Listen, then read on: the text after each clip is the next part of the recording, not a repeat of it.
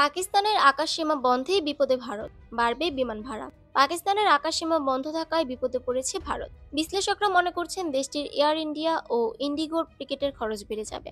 শুক্রবার গণমাধ্যম আল আরাবিয়ার এক প্রতিবেদনে বলা হয়েছে, ভারতের শীর্ষ এয়ারলাইন্স এয়ার ইন্ডিয়া ও ইন্ডিগোকে এখন অতিরিক্ত জ্বালানি খরচ এবং দীর্ঘ যাত্রাপথের জন্য প্রস্তুতি নিতে হচ্ছে, কারণ পাকিস্তান তাদের জন্য আকাশসীমা বন্ধ করে দিয়েছে।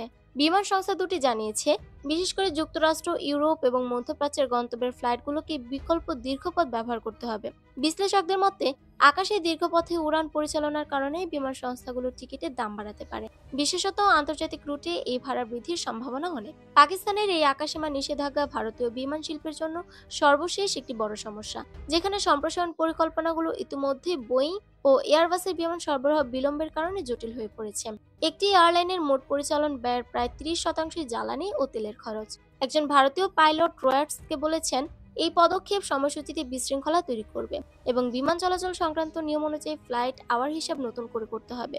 সে অনুযায়ী ক্রু ও পাইলটদের ডিউটি তালিকা সমন্বয় করতে হবে। ফ্লাইট এওয়ার তথ্য অনুযায়ী বৃহস্পতিবার দিল্লি থেকে বাকুগামী ইন্ডিগো ফ্লাইট 6E1 এর 03 দীর্ঘ পথে গিয়ে 5 ঘন্টা 43 মিনিট সময় নিয়েছে। এটি গুজরাট হয়ে আরব সাগরের উপর দিয়ে ইরান পার হয়ে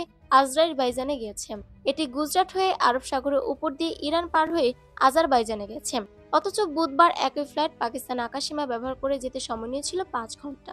পাকিস্তান বলেছে, এই নিষেধাজ্ঞা 23 মে পর্যন্ত কার্যকর থাকবে। এদিকে 2019 সালে ভারত সরকার জানিয়েছিল, তখনকার উত্তেজনাকর পরিস্থিতি প্রায় 5 মাস পাকিস্তানের আকাশসীমা বন্ধ থাকার কারণে এয়ার ইন্ডিয়া, ইন্ডিগো সহ অন্যান্য এয়ারলাইনগুলোর সম্মিলিত ক্ষতি হয়েছিল কমপক্ষে $64 মিলিয়ন।